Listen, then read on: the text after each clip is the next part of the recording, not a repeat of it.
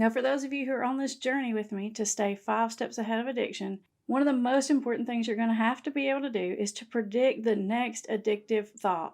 That's how you get 5 steps ahead.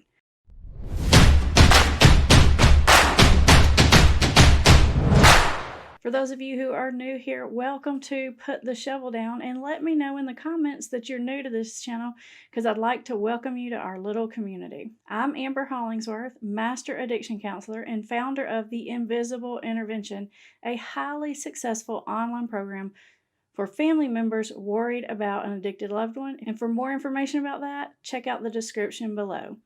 But let's get back to our topic. Now, when it comes to the topic of rationalizing our behavior, all human beings do this. We all rationalize our good choices and our bad choices. It's the way that we deal with that little tiny ping of shame or guilt or uncomfortableness or embarrassment or whatever that uncomfortable feeling is inside. It's the way that we numb out that really uncomfortable feeling inside. So knowing that, you can understand how someone with an addiction would likely engage in rationalizing and justifying the same way as everyone else, just to a much larger extent. Now, you guys are up for a real treat today because I have 2 expert witnesses for you to give you their first-hand experience with rationalizing and justifying addictive behaviors. First up, meet Leon. Alright guys, hey, thank you so much for having me on your channel, Amber. Really excited to be able to share a few words with you guys.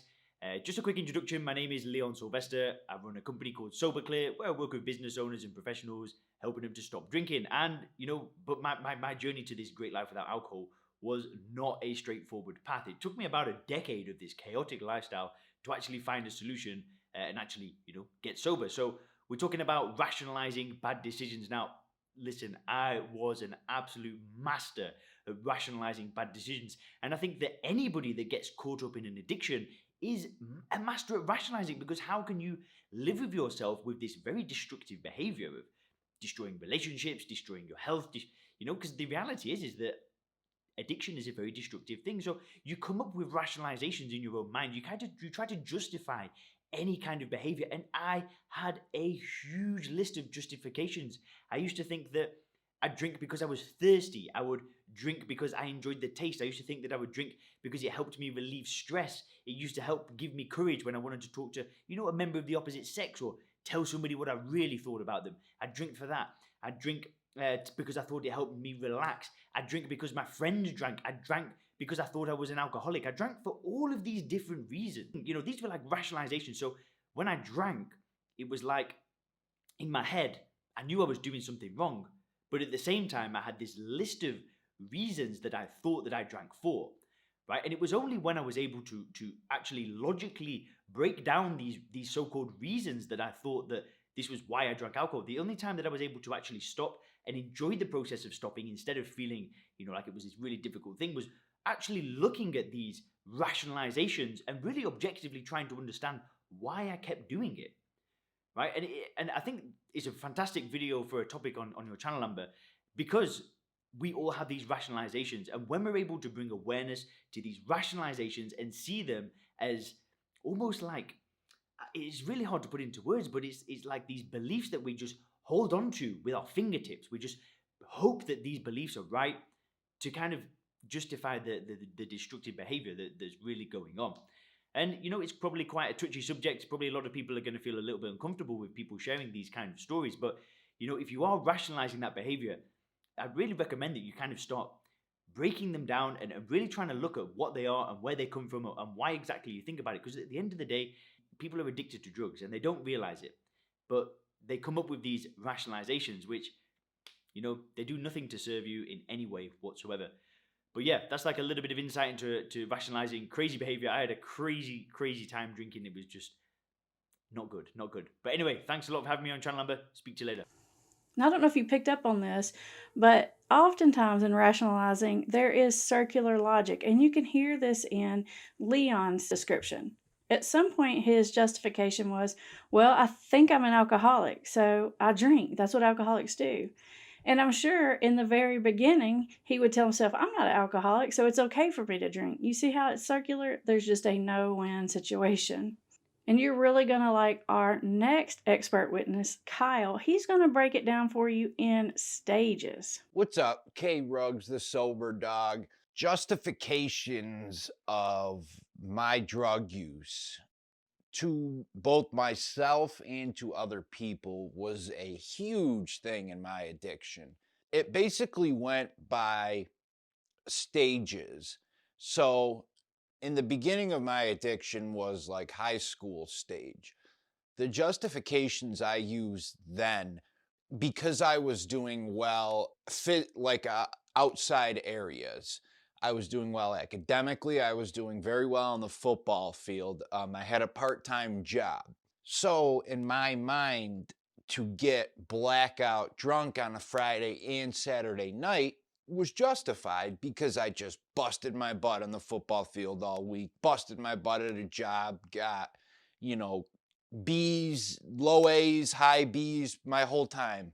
As that progressed to college, I lived with a bunch of football players who drank pretty heavily. I drank with different groups of people, but I always justified my drinking to myself by I might hang out with this group who drank to blackout tonight, and then that group who drank to blackout the next night.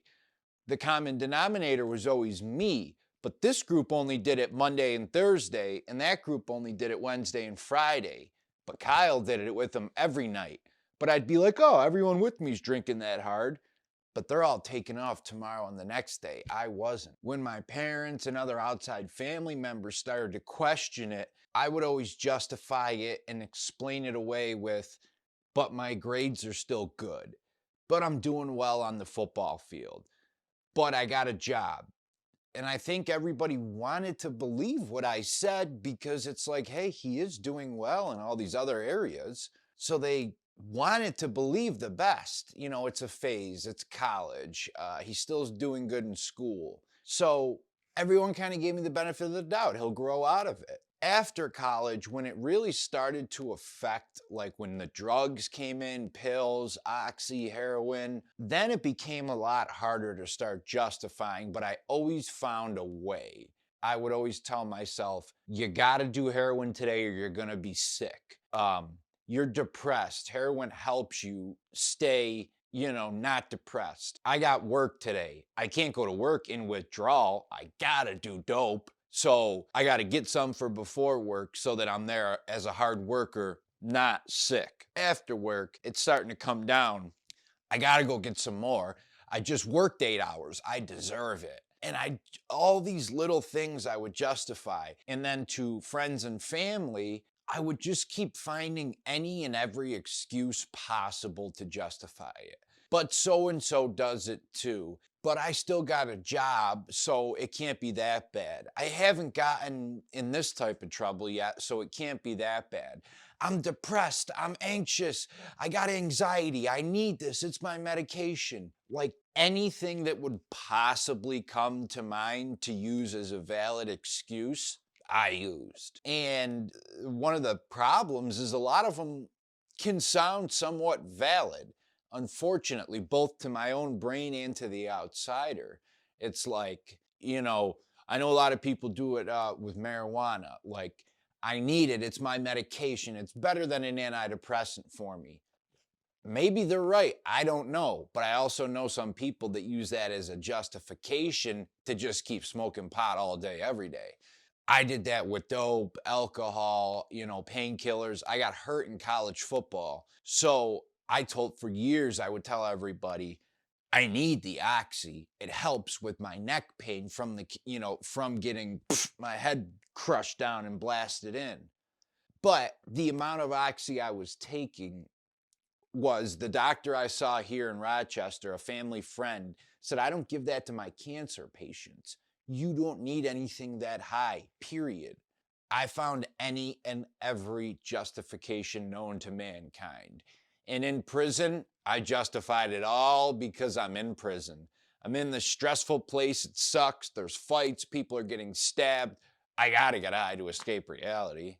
That's how my whole tornado of addiction went. Just more and more and more justifications to keep justifying the previous drug use. And then whatever damage I caused then I'd find a different reason to justify that.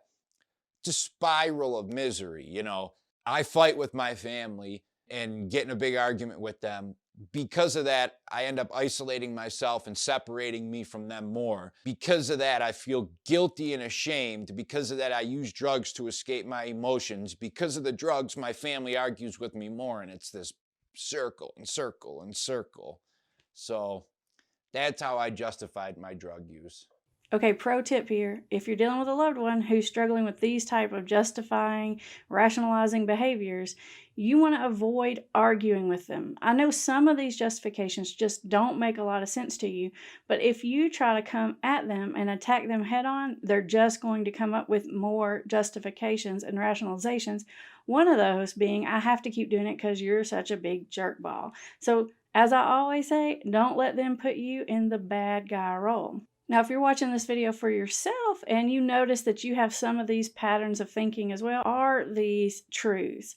And maybe there is a little truth to some of them, but if you back up and look at the bigger picture, does your logic make sense? Now, if you want to hear more from Sober Leon and Kyle from Sober Dogs, make sure and check out the description below. But up next, a more in-depth video to help you understand the psychology of someone struggling with addiction.